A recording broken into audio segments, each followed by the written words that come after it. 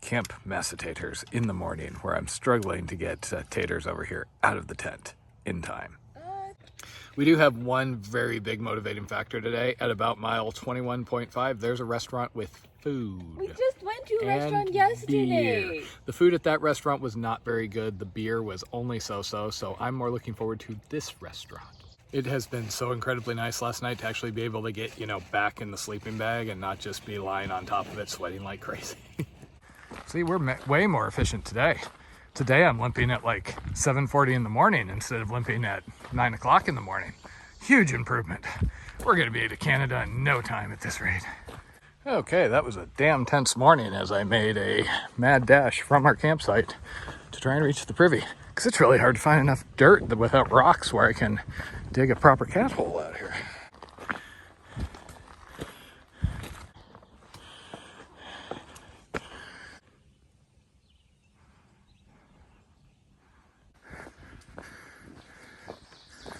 Okay, overlook time. Huh, no possession of paint. Well, that doesn't suck too much. And there's the rain right over there. And it now appears to be our turn after all those people we've been watching getting rained on. Yeah. So it stopped for a little while, the sun came out, and then 15 minutes later, here we go again, and we got thunder. And here we are. Of course, we switched into our rain gear because it was coming down, it was thunder, it was dark, and now it's about 10 minutes later, and it's sunny again. That's okay though, we're okay with that. In another 5 minutes, she's gonna want to take the rain gear off, and then the rain's gonna come back. This is how it goes. Guess what, guys? It's raining again. Maybe No, we should guys, just no.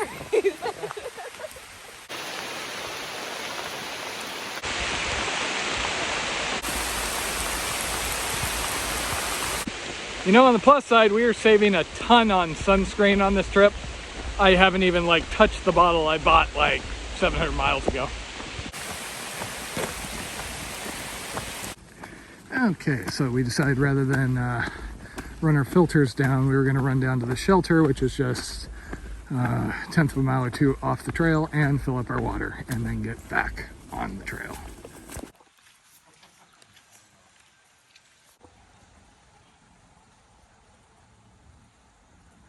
So we just went to fill up our water at the shelter. And okay, taters, what do you think of people that smoke cigarettes and don't stop even though the caretaker nicely asked them to go off the property? That was so rude. Total scumbag. Okay, there we go. There's the word.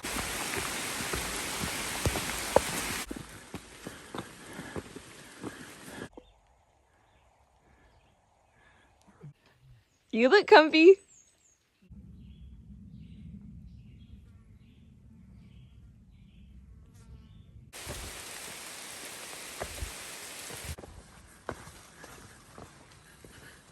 Oh look, it's raining again. There's a shot. She hasn't given up yet. She's actually coming out of her rain gear. Me, I'm just leaving it on.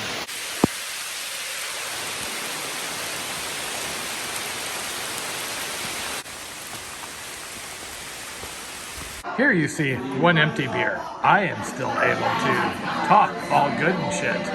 Blondie, on the other hand, has had that much beer, and I've helped her, and she seems to be struggling. One, we are sharing both beers. Two, you were right. Beer is better on an empty stomach. Matthew, don't take another beer. That counts. Catchphrase. That beer is 5.6% alcohol. We didn't have a water break since almost noon. That's because the water was literally coming out of the sky on us. Okay, and one slightly overpriced and undersized meal later, we are back wandering through the cold, damp hellscape that is the Appalachian Trail. Oh, this is heavy. It's like reminiscent of Donner Pass on the PCT. I'm not as drunk as I was leaving Donner Pass, thank you very much. Okay, so obviously we found a fire pit that was used for human sacrifices because, yeah, it's that big. Okay, and I think we're gonna call it here for the night. So home sweet home for the night. Coffee time in the morning, and of course it's still raining. So we are sitting here trying to face the horrible, horrifying reality that we are running short on coffee. There's only like a week of coffee left or less. And now I'm having to drink Folgers. Ugh, the horror. Hey, you're the one that picked that out. I carried it as a backup for the other backup coffee, which is a backup for the Starbucks coffee that I prefer to drink. You gotta have multiple backups. Thanks to whoever left the chocolate cherry oatmeal in the hiker box. Very on topic and insightful. Okay, so not only are we entering an area that has dry water sources and they're way off trail and all that, but they're apparently polluted with heavy metals, and there's like a Superfund site ahead. Yay, Appalachian Trail. Okay, once again, layers were so wet after all the rain yesterday. Pants off hiking time. See, people claim I'm not an optimist, but look, I'm trying to dry clothes on top of my pack. If that's not an optimistic mood, I have no idea what is. Okay, bad news, guys. Turns out we're going through a Superfund site, not a super fun site in Pennsylvania. Oh, well. So it rained on us so much yesterday that everything pretty much got soaking wet. Hence, me not wearing my shorts this morning because they are very, very wet. Also, we had a hell of a time trying to recharge our phones at the restaurant last night because the iPhone, if you get water in the charging port, you know, they're waterproof, water resistant, but it won't charge if the little tongs on the lightning jack are gapped due to water. So yeah, could not recharge at all at the restaurant. It finally started working again this morning though. So yesterday's weather was kind of trippy. That was the most extreme changes in the shortest amount of time that I've seen. Basically the entire day it kept yo-yoing between bright, intense sunlight and then heavy rain. And just as soon as we'd get in or out of our rain gear, it would switch the other way. It's kind of entertaining, if a pain. So you see that kind of fog? Yeah, that's all the moisture evaporating off the plants this morning. Okay, yeah, I'll give you this is a little rocky. But they blaze it at least.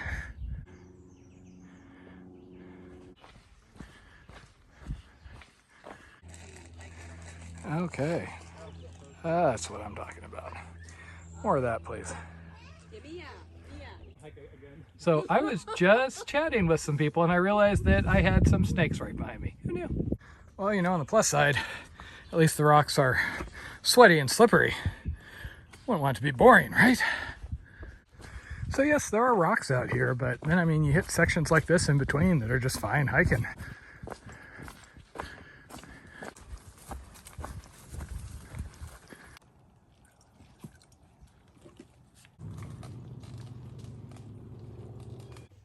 Okay, so 12 miles in, and this is one of the last safe sources for the next little while. So from here, we've got about 13 miles until we can fill up again. And otherwise, Blondie just dies of dehydration and thirst. Meanwhile, we've been meeting lots of new friends coming by. Lots of people with like guns and barbecue grills and all manner of things hanging off their packs. So I have no idea what is going on in this area, but we're gonna go that way. Oh wow, another view, and that's almost like a small mountain over there. This section's been pretty good for views, actually.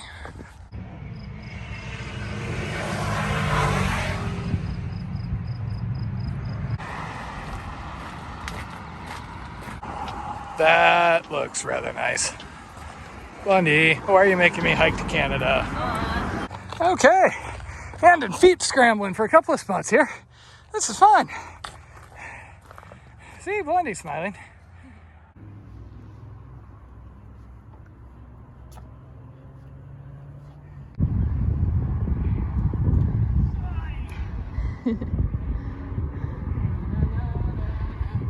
Nice.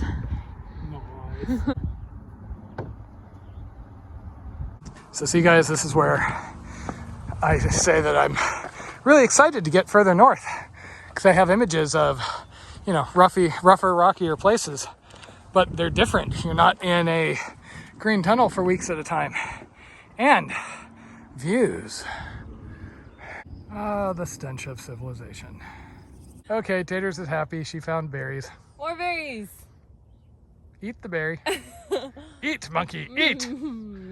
So I've been waiting all day to see what this Zinc Superfund site stuff was about. Talked about it being deforested. Don't mind me, I just can't talk today. Anyway, Gut Hooks talked about it being deforested due to Superfund recovery, etc., etc.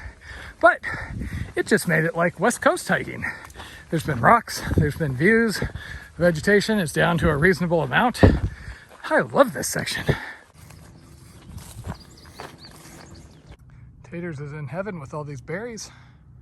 Mascus likes this ridge because it's got nice views, and I like this ridge because it has tons of berries. We got mulberries on the trees. That's these guys. And there's blackberry bushes around too, like these ones, and they are both super good. Hopefully the heavy metal contamination from the Superfund site hasn't gotten into the berries much, because I couldn't resist eating a good amount of them. And there's more. First blueberries on trail. Okay, still pushing forward even though it's after 8 because we need water. And this section is of course characterized by dry springs and springs that are not safe to drink out of due to heavy metals. So we have another 4 miles or so to depressingly long road walk to get water, and then we'll set up a camp after that. So basically it's going to be well after dark tonight. Okay, it is 10 o'clock and we are a half mile down the road because this is the only water source we can get to. Okay, 10:37. We've done 25 miles and change. Home sweet home for the night.